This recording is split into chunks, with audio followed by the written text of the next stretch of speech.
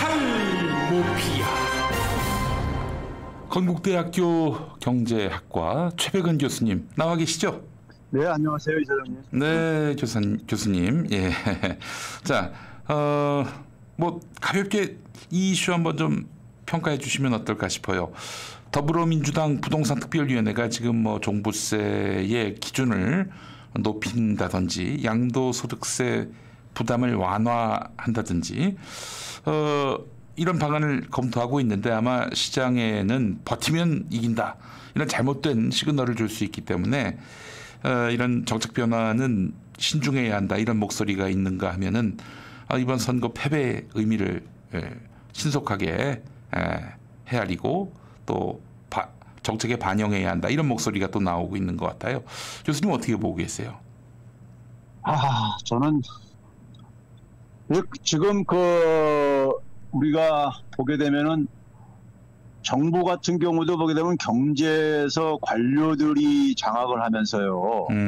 관료들이 장악을 하면요. 네. 지금 그러니까는 야당이 집권할 때하고 이 경제 정책의 칼라가 없어집니다. 맞아요. 예. 예. 왜 그러냐면 관료들은 기본적으로 우리 국민들이 이해하는 용어로 쓰게 되면은 낙수 효과에 굉장히 낙수 효과를 신봉하는 사람들이에요. 그리고 금융자본의 논리에 굉장히 익숙한 사람들이고요. 네. 이게 바로 뭐냐면은 우리나라에서 보게 되면 이 수구 세력들이 갖고 있는 논리인데 그러니까 개혁 정부가 그러니까는 자신의 칼날을 자신의 칼날을 이게 저희 관료한테 넘기는 순간에 이게 잃어버리고 차이가 없어져 버리는데요. 부동산 정책도 마찬가지입니다.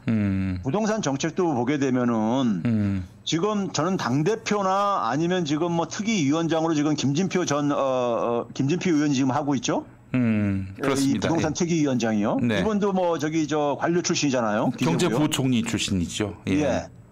근데 이 두 분 다 제가 볼 때는 적어도 이제 송영길 당대표 같은 경우는 남북 문제에 대해서는 굉장히 좀 진보적인 것 같은데 예, 근데 경제 문제에 대해서 제가 그동안 쭉 관찰을 해보면은요. 굉장히 제가 볼 때는 뭐 이 야당하고 큰 차이를 잘 못 느껴요. 그런 사람들 민주당에 굉장히 많아요. 네. 경제 문제에 대해서는 소위 말해서 국힘당 입장하고 차이가 없는 사람도 굉장히 많습니다. 그렇죠. 예, 맞아요. 근데 경제라고 해서 칼라 차이가 없는 게 아니에요. 바이든하고 트럼프의 차이가 굉장히 있듯이. 그렇죠? 바이든은 굉장히 칼라 차이가 보이잖아요. 지금 트럼프하고요. 근데 이런 차이가 있었는데 그 차이가 없을 거면은 정치는 그러니까 차이가 있어도 되고 경제가 차이가 없다는 것은 이거 앞뒤가 안 맞는 얘기거든요. 네. 정치하고 경제 어떻게 떼놓고 얘기할 수가 있습니까? 그렇습니다. 예. 그렇죠. 그런 점에서 지금 부동산 문제는 저는 이거는 단순한 거예요. 단순한 게 뭐냐면 우리가 문재인 대통령도 얘기를 하고 이재명 지사 같은 사람도 얘기하고 추미애 전장 같은 사람도 얘기하고 그러는 게 불로서도 이게 지금 부동산 시장의 문제는 바로 뭡니까요? 이게 소위 말해서 투기가 일어나고 그래서 투기의 결과로 불로소득이 그러니까는 발생하는 거.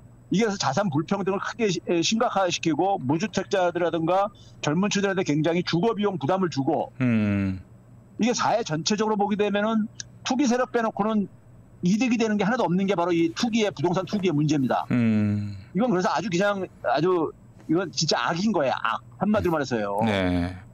그런데 지금 우리가 이 부동산 투기라든가 불로소득을 막는 것은 방법은 이미 나와 있어요. 네.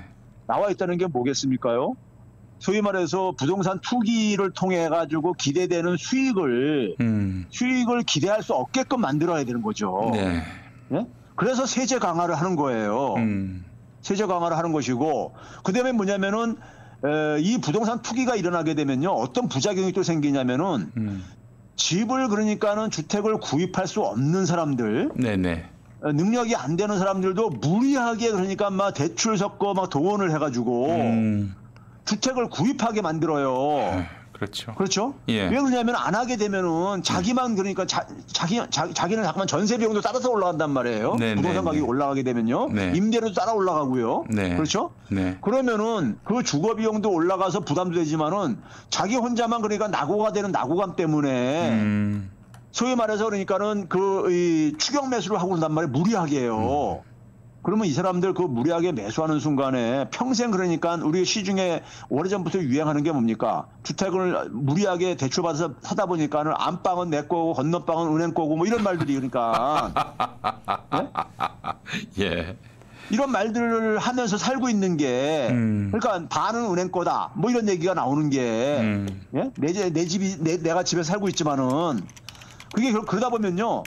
이 은행 대출금을 원리금을 상환하려다 보니까는 제대로 소비도 못해요. 그 소비 못하니까 경기가 또 그러니까 이게 경기가 살아나지 못하죠. 내수가요. 네. 내수가 살아나지 못하면은 제일 타격을 보는 게 중산층과 서민층들이에요. 네. 그리고 내수가 살아나지 않다 보면은 결국은 또 이제 어떤 식으로 가게 되냐면은 경기가 꺼진다고 해가지고 또 경기 부양하려고 하고 경기 부양에 가장 그러니까 단기적으로 효과가 있는 게 건설 부양이에요. 건설 부양. 아이고. 예, 이게 악순환이 만들어져요. 지난 우리가 박근혜 때부터 아니 이명박 때부터 계속 우리가 지난 10년 이상 우리가 겪었듯이요. 네네네.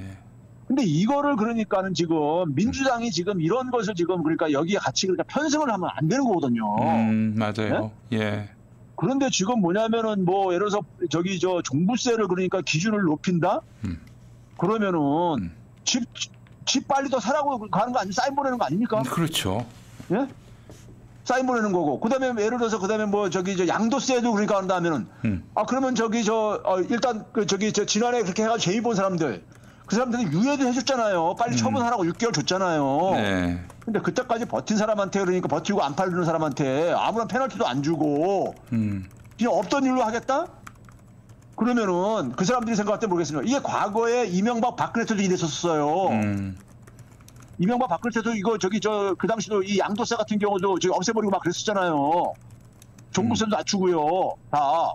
네? 그 이명박 박근혜로 해결하는 건데. 그다음에 젊은 층들에 대해서 그러니까는 뭐 저기 LTV로 90%까지 그러니까 사실상 이렇게 해줘가지고 저 집장만 해주겠다. 말은 있잖아요. 송영길 대표. 말은 그러니까 예를 들어서 그러니까 뭐 젊은 층들한테 이제 신혼부부들한테 그러니까 평생 무주택자들한테 집 사게 지원해준다 하지만은 이게 있잖아요. 젊은 층들이 집을 살 능력이 되지 않으면은 저희 세대 같은 경우도 그러니까는 뭐 20대 30대 때 집장만 한 사람 거의 없었단 말이에요. 그렇죠. 예. 네? 그러면은 젊었을 때 그러니까 이 사람들이 그러니까 왜 집을 장만하려고 하냐 이거예요. 아까 얘기한 대로 집을 장만 안 하게 되면은 네. 영원히 그러니까 낙오될까봐 네. 이런 불안감 때문에 그러잖아요. 그러니까 그러지 말고 해법은 네. 뭐냐면은 예. 집값이 안 올라가게 집값이 그러니까 안정될 거다라는 어떤 시그널을 확실하게 주고 네. 동시에 뭐냐면은 평생 그러니까 내가 주거 비용 걱정 안 하면서 살 수 있는 그러니까는 사실상 그러니까 우리가 이 집을 주택에서 네. 내가 그러니까 전세값 임대료 걱정 안 하면서 네. 부담 안 하면서 살 수 있게끔 해줘야 되는 거죠. 네네네. 집을 안 사더라도. 네. 그렇죠? 예. 그게 우리가 문재인 대통령도 그러니까 장기 공공임대 얘기를 하고 경기도 이재명 지사도 그러니까 기본주택형 장기 공공임대를 얘기를 하고 경기도의 그 기본주택형 장기 공공임대가요 굉장히 젊은 층들한테 인기 좋습니다. 그렇습니다. 예. 그건 제가 실제로 현장을 조사해봤어요. 필드 서베이를 해봤는데 그 20대들은 그러니까 뭐 부모가 그러니까 돈을 대주지 않는 이상에는 집 사는 게 불가능한 사람들 그렇죠. 연령층들이에요. 예. 그런데 이들이 그러니까 대개 보게 되면은 그 임대료로 이제 오피스 같은 데서 이렇게 살고 그러는데 그게 너무 부담스러운 거예요. 수입에 비해 가지고 고정 지출 비용이요. 네네네. 그런데 경기도 기본주택형 같은 경우는 보증금이 굉장히 낮아요. 네? 1인 주택 같은 경우는 한 5, 600만 원 정도 안 되는 걸로 잘 기억을 하고 있는데. 맞아요. 예. 예. 그리고 거기다가 뭐냐면 임대료도 그러니까 굉장히 감당 가능하고 그러다 보니까 네. 청년들이 굉장히 굉장히 인기 좋다 그러더라고요. 네. 그러니까 그런 거를 중앙정부가 하면 되는 거고 민주당에서는 정책적으로 그걸 제도화시키는데 그걸 민주당이 그걸 추진을 해야 될 게 아닙니까요? 맞습니다. 예. 근데 이거는 그러니까 젊은 층들한테 그러니까는 지금 뭐냐면 빚내서 집 사라고 하는 것은 집값 오르는데 같이 기여하라는 얘기 아니에요. 그러니까요. 아니 근데 왜 집값을 내릴 정책은 안 쓰고 자꾸 이렇게 집값을 떠받치면서 빚을 더 내서 집 사라 이런 구상에 머물러 있을까요? 그 이유가 뭘까요, 교수님? 그러니까요. 그게 제가 그러잖아요. 제가 앞에서 얘기한 게 뭐냐면은 이 낙수효과 얘기한다거나 네. 금융자본의 논리를 젖어 있다고 하는 이유가 네. 제가 늘 얘기하잖아요. 우리나라에서는 부동산하고 금융은 동전의 앞뒷면이다. 예? 그거 이해하시죠? 네네네. 그럼요. 예. 그 건설회사들, 장기 공공임대 공급하는 거 누가 싫어하느냐? 건설회사들이 싫어해요. 자기들 그러니까 사업이 그러니까 저거되니까요. 그렇죠? 그러면 건설 공급 물량이 줄어들게 되면은 금융이 그러니까는 돈놀이 할 데가 없어요. 예? 우리는 지금 뭐냐면 개인들이 가장 많이 그러니까는 금융과 관련해 가지고 금융에 의존하는 게 뭐냐면 주택금융이에요. 네. 주택과 관련된 거라고, 부동산과 관련된 거라고요. 네. 그렇잖아요. 예. 그러니까 금융 입장에서 볼 때는 이게 얼마나 이게 노다지예요. 장사해 먹기 쉬운, 그러니까 담보물도 있는. 예? 그러니까 여기에 그러니까 이 논리에 네. 건설조, 그다음에 금융자본, 예? 이 논리에 그다음에 뭐냐면 기업들 지원하는 거. 네. 예? 우리나라 건설회사 없는 기업들 재벌들이 어디 있습니까? 그렇죠. 예? 일본의 옆에 나는 일본이 그래서 뭐냐면은 자민당이 바로 그 토 건설족에 거기에 그러니까 연결돼가지고 이 부패 사슬이 이 형성되면서 정치 후진 국가가 된 거라고요. 그렇습니다. 예. 예? 그걸 우리가 지금 그러니까 민주당이 왜 똑같은 짓을 하고 앉아있냐 이거예요. 예? 그러니까 이게 지금 보게 되면은 민주당에도 안 그러는 국회의원들이 꽤 있는 걸로 알고 있어요. 네. 그런데 지금 이 부동산 당 지도부는 그렇지 않잖아요. 뭐 개별 의원들이 무슨 힘이 있습니까? 예. 송영길 대표나 지금 김진표 이 의원 같은 경우는 그동안에 쭉 봤을 때 제가 봤을 때는요. 네. 국힘당 의원들하고 차이가 없으신 분이야. 경제 정책에 있어서는 부동산 정책이나 경제 정책에 있어서는요. 예. 그 결과가 지금 나오는 거예요. 예. 거기에 그러니까 일부 의원들이 그러니까 막 항의하고 이제 그렇게 나오는 이유가 당연한 거고 제가 볼 때는. 네네네. 국힘당은 조용하잖아요. 그러네요. 국힘당이 조용한 거 안 하나 보면 알 수 있어요. 예. 예? 선별지원을 할 때 국힘당이 조용했잖아요. 예. 똑같은 거예요. 그러니까 국힘당 좋아할 일을 하면은 그 세작이 하는 짓이에요. 그러면 세작이에요. 그런 사람은. 그렇게 봐야 됩니다. 예. 아니 우리가 민주당이 국힘당 지지층한테 표 얻어가지고 저거 할 거냐고요. 예? 그게 말이 되는 얘기냐고. 그렇다고 국힘당 지지층이 민주당을 지지해 주냐고요. 그럴 리 없죠. 예. 난 정치 감각들이 이렇게 저것처럼 정치 안 하는 사람보다 정치 감각이 없는지 모르겠어요. 저는. 그러니까 결국에는 그 관료들에게 포위가 된 줄 알았는데 관료들이 머리가 좋아서 그게 아니라 그냥 한통속이라고 봐야 될 것 같아요. 느낌에. 그렇죠. 이게 그 소위 말해가지고 우리나라도 이게 정치하던 민주당에 정치하는 사람들은 과거에 어쨌든 간에 운동권 출신들도 많고 이제 그러잖아요. 네네네. 근데 이 운동권 출신들도 그러니까 다 그런 건 아니지만은 나이 먹어가면서 국회의원 선수가 그러니까 막 이제 3선, 4선 이렇게 되다 보면은 귀족화가 돼요. 귀족화가. 네. 네? 자신들이 그러니까 이 국회라면 장관급이라고 생각하고, 예? 자신들은 그러니까 특별한 존재라고, 네. 다 그러니까 의원님 그러다 보니까는, 예? 그리고 권력을 갖고 있다 보니까는, 네네네. 네, 그러는 순간에 정치인으로 생명은 제가 볼 때 끝입니다. 네. 그러다 보니까는 또 어떤 얘기까지 나오냐면은, 네네. 그 기득권을 유지하기 위해서 권력구조 개편하려고 하잖아요. 내각제를 써가는 게 바로 그거예요. 국민에게 직접 표를 얻어서 당선되는 게 너무 귀찮고 피곤하고, 그러니까 이제 그 말하자면은 내각제라는 게 뭐냐면은 소위 말해서 귀족 과두정인 거예요. 그렇죠. 귀족 과두정. 있을 수 없는 일입니다. 국민들을 배제하겠다는 거잖아요. 쉽게 얘기하면요. 맞아요. 예? 네. 그 속에서 그러니까 자기들끼리 그러니까 다 결정을 하고, 예? 소위 말해서 그러니까는 정치는 그러니까는 소위 우리 엘리트층들한테 다 맡기고, 예? 국민들은 그냥 개돼지처럼 살라 이거죠. 뭐 그냥. 정확합니다. 예. 예. 그러니까 이런 사람들이 그러니까 되게 그런 생각들을 갖고 있어요. 예? 그러니까 이게 국민들이 지금 뭐 권력구조 헌법 개정 뭐 이런 얘기도 나오는데 헌법 뭐 바꿀 필요는 있습니다. 87헌법이 워낙 오래됐으니까. 근데 그게 그러니까 무슨 권력구조 개편 내각제로 이런 얘기가 일부에서 지금 나오고 앉아 있는데 이거 진짜 자기들끼리 그러니까 자기들끼리 계속해서 그러니까는 계속 해먹겠다는 얘기예요. 그렇죠. 예. 이거 한마디로 그겁니다. 매각제를 생각하는 사람들은 그러니까 기본적으로 국민들 배제하고 자기들끼리 그러니까 모든 걸 다 해먹겠다는 얘기예요. 한마디로 얘기하면 제가 볼 때는요. 정확합니다. 예. 그래서 약간 그 내각제를 추진한다. 특히 그 낡은 정치인들이 추진한다 그러면은 이건 뭐 기를 쓰고 막아야 합니다. 그리고 민주당 내에서 이게 마시간 사람들이 있잖아요. 뭐 한 3, 4선 하면서 마시간 사람들은 다 정리해야 합니다. 그거는 이건 제가 볼 때는요. 그 본인 자신들을 위해서도 촛불 시민들이 리스트 만들어가지고 다음번에는요 다 정리해야 돼 진짜. 정리해야 합니다. 그리고 그 시민들이 또 나서서 그 지역에 괜찮은 후보를 내보낼 수 있게. 그래서 경선 과정에서 일단 정리할 수 있게. 그렇게 해서라도 지금부터 준비해야 하지 않겠나 싶어요. 그래서 이거 뭐 민주당 내에서 당원만 확보하면은 뭐 천년만년 할 수 있겠다 이런 발상을 갖지 않도록 밑으로부터의 혁명이 지금 필요한 것 같습니다. 예, 맞습니다. 자, 교수님 오늘 또 준비하신 얘기가 있잖아요. 예, 뭐 이 고용 지표가 지난주에 발표가 됐잖아요. 네네네. 4월달 고용 지표가 발표됐는데 굉장히 좋은 지표예요. 성적이 좋아요. 예. 뭐 한 65만 2천 개나 그러니까 취업자가 증가를 했으니까요. 그러니까 이걸 뭐 일부 언론들은 여전히 그러니까 헐뜯기로 이제 그러고 있는데 그러니까 뭐 기저 효과다. 그러니까 지난해 4월달에 그러니까는 취업자가 큰 폭으로 감소했었어요. 4월달에 이제 대유행이 이제 퍼지면서요. 네네네. 근데 이게 기저 효과만이 아닌 게 2019년 4월보다도요.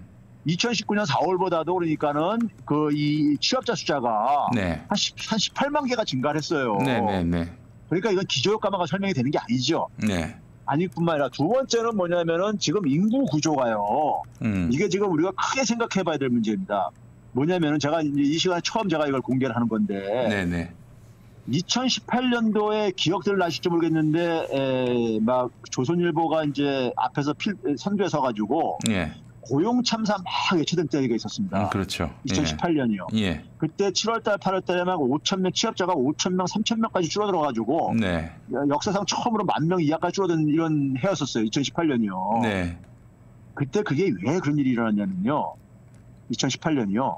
우리가 지금 60세 이상이요. 60세 이상 인구가 1년에 67만 명씩 증가하고 있습니다. 내년 되게 되면 70만 명 정도로 증가합니다. 이게 계속 증가해 가고 있어요. 예? 그래, 그 다음에 반면에 뭐냐면 60세 미만은요. 37만 명씩 감소하고 있어요. 아니, 그러면 그걸 짚어줘야지. 그거 짚지 않고 그러면은 진짜 취업자 수가 점점 줄고 실업자가 느는 것처럼 보이잖아요. 그거 착시 아닙니까, 그거는? 그렇죠. 근데 제가 지금 오늘 얘기하고 싶은 건요. 자, 이렇게 되면 예를 들어서 인구가 많이 증가하는 층에서 일자리가 그러니까 기본적으로 증가할 수밖에 없어요. 그리고 60세 이상 같은 경우 특히 65세 이상이 44만 3천 명이나 증가했습니다. 지난 1년 사이에요. 그러면 이분들은 65세는 그러니까 공식적으로 아무리 은퇴가 늦은 저희 같은 대학 교수들이 한 65세까지 정년을 합니다. 굉장히 오래 하는 직업 중에 하나죠. 그런데 65세면 우리가 공식적으로 다들 은퇴하는 연령이에요. 그럼 65세 이상 이후에 우리나라 많은 노인층, 그러니까 65세가 넘으면 노인으로 분류가 되죠. 우리나라 법적으로요. 노인층들이 그러니까 기본적으로 민간 노동시장에서 일자리 잡기가 굉장히 힘들어요. 그래도 하여간 악착같이를 하시려고 막 주유소건 어디건 간에 하여간 뭐 아파트 경비원이라든가 이런 것들을 하시죠. 그런데 그것만 가지고도 충분치가 않죠. 그러면 이분들이 지금 우리나라 65세 이상의 빈곤율이요. 43%나 됩니다. 10명 중에 4명 이상이 그러니까 빈곤층이에요. 그럼 이 사람들 민간 노동시장에서도 일자리 못 잡고 그다음에 젊었을 때니까 노후 대책도 못했고 그래서 빈곤층이고 그다음에 그 기초연금도 충분치가 않고 30만 원 가지고 어떻게 삽니까? 그렇죠? 그러면 결국 뭐냐면 이 사람들 공공근로 일자리 없으면요. 이 사람들 생활고로 자살할 사람도 많습니다. 지금도 노인 자살률이 1등인 나라인데.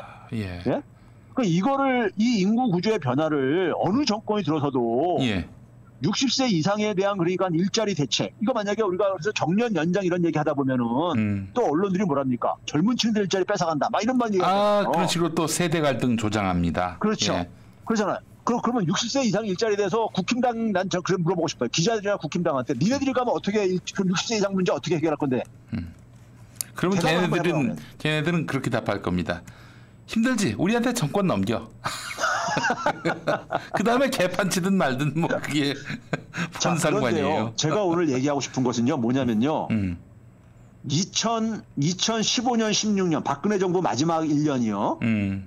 이때 그러니까 60세 이상의 이 60세 이상의 증가 규모하고요. 네. 2017년, 18년에 60세 이상의 증가 규모하고 한 8만 명 이상이 차이 났었어요.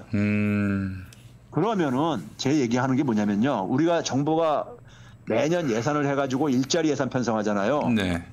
그러면 거기에 뭐냐면은 소위 공공근로 일자리 예산도 편성이 됩니다. 네. 그중에는요. 네. 그러면 60세 이상이 인구가 증가하면은 거기에 맞춰서요. 네. 공공근로 일자리 예산을 증액을 하지 않으면요. 네.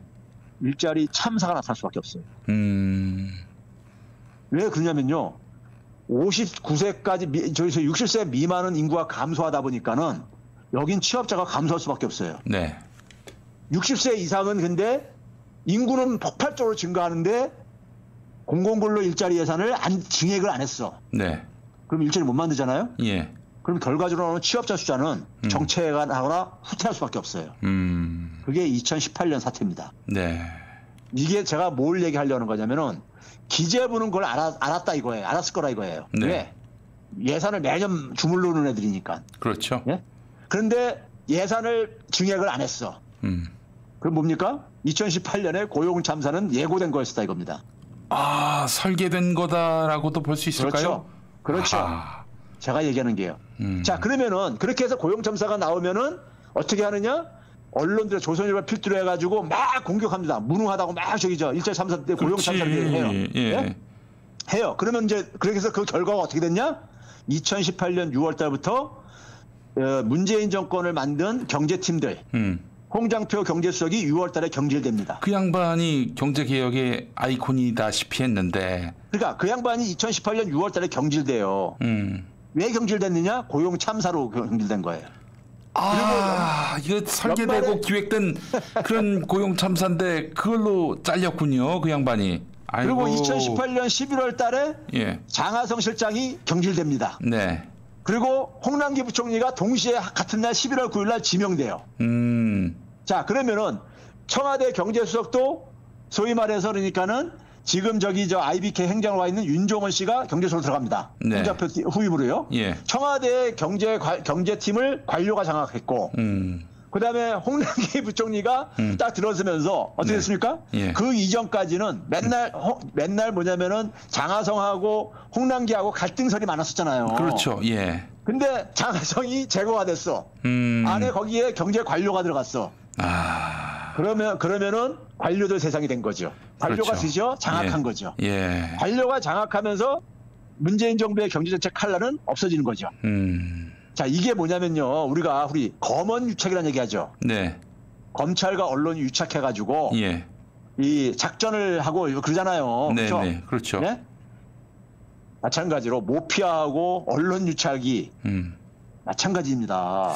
아니 근데 결국 그들을 중용한 사람은 대통령이실 텐데 대통령에게 이젠 경제 정책 노선을 개혁파들 말고 관료들 중심으로 안정적으로 이어갑시다라고 제안한 사람이 있을 거 아닙니까? 그거를 차마 얘기 못합니까? 아니 어쨌든 간에 예. 이 소득주 성장으로 상징되어지는 문재인 정부의 네. 칼날을 만든 사람들이 인적 청산이 딱 이루어졌다 이거예요. 글쎄 말이에요. 예. 졌는데 뭐냐면은 그 청산되는 과정이 거기에 기술이 들어가는 거라 이거예요. 기술이 들어갔다. 아, 이놈들이 예산 편성. 이놈들이 그 한마디로 얘기해서 이 정부를 먹으려고 네. 이제 말하자면 큰 그래서 그림을 그렸다. 제가 오늘 얘기하고 싶은 건요. 네. 내년에 민주정권이 4기 민주정부가 들어서더라도 네. 모든 개혁정부 민주정부는 첫 해가 중요해요. 그렇지. 6개월 내지 1년이 결판됩니다. 그렇죠? 근데 내년 이 개혁정부에 있어서 중요한 자원 중에 하나가 뭐냐? 네. 중요한 자원 중에 하나는 예산입니다. 네. 예산이잖아요. 그렇죠. 돈 없이 어떻게 해요? 예. 그렇죠? 그러면 그래가지고 이 예산을 가지고 예산은 근데 언제 편성하냐? 올해 편성됩니다. 내년도 예산은요. 음. 그렇죠? 네. 이거 누가 편성하냐? 기재부가 편성할 거라 아이고, 편성한다고요. 아니, 그 내년에 그 정부 1년 차를 그 정부가 결정하지 않고 지금 홍남기가 설계한다. 그렇죠. 유임된다면. 그래서 제가 예. 이 민주당의 그러니까 차기 주자들한테 네. 예? 차기 주자한테 내년도 예산에 개입을 해야 된다. 문재인 대통령한테 요청도 하고. 네. 예? 왜 첫 해에 그냥 손발 묶이고 그냥 하는 거예요. 첫 해를. 네네네. 그러면 또 당합니다. 또 당한다. 정권을 연장을 해도 또 당해요. 예? 왜 그러냐면은 첫 해 경제 성장이 좋지 않으면요. 네. 좋지 않으면은 언론들이 이제 그다음부터 융단 폭격이 가기 시작합니다. 그렇죠. 한 3개월 견디다 보면요. 예. 예? 그러면 이제 개혁도 이제 그러니까는 이제 이게 힘이 빠지기 시작합니다. 예? 그 속에 장사가 없다고 언론에서 융단 폭격하는데 그래서 굉장히 정교한 준비를 해야 된다는 거예요. 네네네. 그래서 지금 그러니까는 민주당의 차기 주자들은 내년도 예산까지 염두에 두고 이거를 개입을 해야 된다 이겁니다. 기재부한테 맡겨놔서 안 되는 거예요, 절대요. 네. 이건 중요한 얘기입니다. 2017년도에 문재인 정부가 출범하고 나서 그 당시에 예산은 박근혜 때 만든 거였었어요. 그렇죠. 예? 근데 그 당시에는 뭐냐면 수출이 잘 돼가지고 그나마 좀 그랬었는데 그 후유증이 그래가지고 룰루랄라 했죠. 네. 근데 그 예산 구조가 그대로 2018년도 갑니다. 그러면서 결국은 이 개혁 세력들이 당한 거죠. 그래서 제가 그래서 하는 얘기가 뭐냐면 선한 의사 필요 없다. 예? 실력 있는 유능한 의사가 중요하다. 국민들한테 하는 게 이게 검언 유착뿐만 아니라요. 모피아 언론 유착 이게 다 있습니다. 네. 예? 일반 국민들이 검언 유착은 쉽게 알아듣는데 예? 모피아나 기재부들의 이러한 기술이 들어가는 거는 이거는 잘 모르고 있거든요. 지금 그 여야를 통틀어서 예. 이 모피아들 이 문제 있다라고 생각하는 사람은 딱 한 사람밖에 없어요. 그리고 이들에게 그 휘둘리지 않아야 된다라고 얘기하는 사람도 한 사람밖에 없어요. 그렇죠. 예, 그렇지 않으면은 정말 그런 철학이 없으면은 다음 정부도 보나마납니다. 보나마나예요. 예. 아니 그러니까 제가 그랬잖아요. 대통령만 우리 힘으로 하는 것만 개편됐을 뿐이에요. 1차 민주화로요. 네. 근데 정부 조직은 그다음에 우리나라 엘리트 조직들 그러니까 국민이 위임한 권한들을 행사하는 조직들은요. 네. 다 독재 권력대 지금 유산들이라고요. 네. 그거를 과거에는 독재 권력 때는 힘으로 눌러가지고 수단으로 불어먹었는데 네네. 지금은 뭐냐면 헌법을 가지고 법을 가지고 그러니까 이것을 할 수밖에 없는 거잖아요. 네네 맞아요. 그러니까 대들어도 할 수가 없어. 그러니까 윤석열이 대들고 홍남기도 대들고 그러니까 국민들만 속 터지지 지지층들은 왜 저렇게 대들어도 가만히 있냐 이런 얘기를 하고 있단 말이에요. 네네. 네? 자, 그거 안 당하기 위해서는 우리가 제도도 개혁을 해야 되지만은 네. 그러니까 집권하고 나서 가장 중요한 게요. 집권 전에 해야 될 게 예산에 개입을 해야 된다. 둘째, 집권하자마자 정부 조직법부터 다 뜯어 고쳐야 됩니다. 네. 네? 정부 조직법을 뜯어 고쳐가지고 네? 권한들 갖고 있는 것 더 집중되어 있는 것들 권한들 다 하고 검찰 개혁도 이제 저기서 완성을 해야 되고요. 네. 네? 그래서 소위 말해서 그렇게 해야지만이 그렇게 해야지만이 언론들의 그러니까 바깥에 있는 그러니까 수고 언론들의 그러니까 안에 내부에 그러니까 동조자들이 같이 그러니까는 소위 말해서 이 카르텔이 있단 말이에요. 네네네. 이게 그러니까 정리가 돼. 이걸 방치하면요 양쪽에 협공을 받아가지고 오히려 무너진다니까 정권이요. 글쎄 말이에요. 안에 내부와 외부에서 협공을 하는데. 예? 이거 우리 그런 거 한두 번 당해봤어요? 아니 이제 사실은 노무현 대통령께서도 이제 회고록에서 관료들한테 휘둘린 점을 굉장히 좀 안타까워하시면서 다음 민주정부는 그러지 말라라는 취지로 그런 회고록 남기신 거 아니겠어요? 그런데 그렇죠. 어떻게 된 것이 그 노무현 대통령의 뜻을 이어받겠다는 사람들이 집권한 정부에서 이렇게 또 한 번 관료들에게 농락을 당할 수 있는가? 그 생각이 들고요. 심지어는 선거 패배와 함께 그 모피아 중에 모피아인 사람이 지금 부동산 정책 손댄다고. 이 사실 지금 김진표 그 부동산 정책은 우리가 잘못했다, 우리가 감히 까불었다, 이 선언이거든요. 그렇지 않습니까? 그렇죠. 부끄러운 일입니다, 정말. 이거 정말 사실 좀 민망하고. 그분들이 하면 국힘당하고 차이가 없다니까요, 그냥요. 네.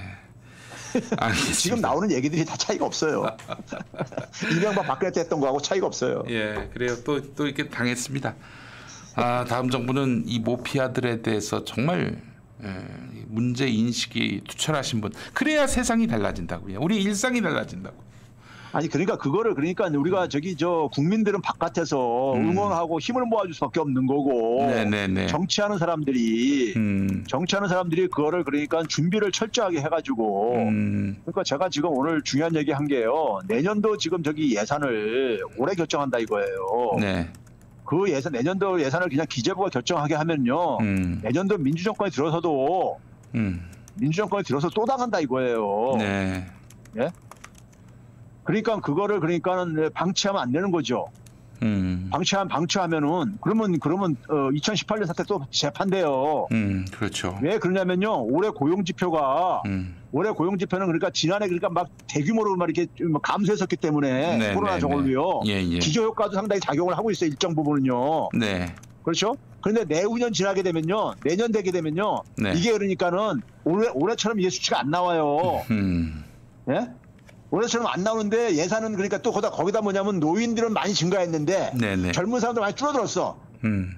그러면 그걸로 인해서 자연적으로 그러니까 취업자 수가 감소한단 말이에요. 올해보다도요. 또. 네. 네? 이게 그러니까 2018년 재판된다니까요. 네, 그래요. 그러면 이제 조선일보 같은 데서 뭐라고 조선일보 중앙일보에서 막 또 이제 그렇게 아닙니까? 네? 그 친구들은 좀 치워버리고 정치하면 안 됩니까? 왜 자꾸 휘둘리는지. 오늘 사실은 그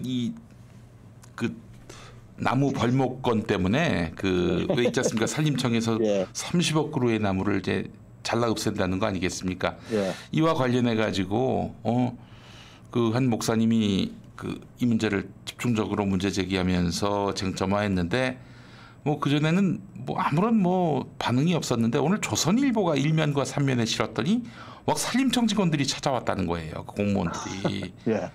조선일보가 그렇게 보도하면은 득달같이 달려와가지고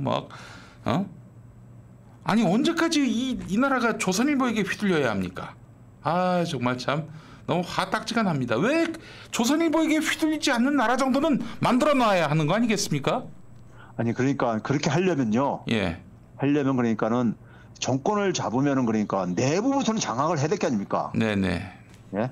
내부에 적이 있으면요. 네, 그래요. 정말. 내부에 적이 있으면은 안팎으로 이게 공격사명하면서. 네네.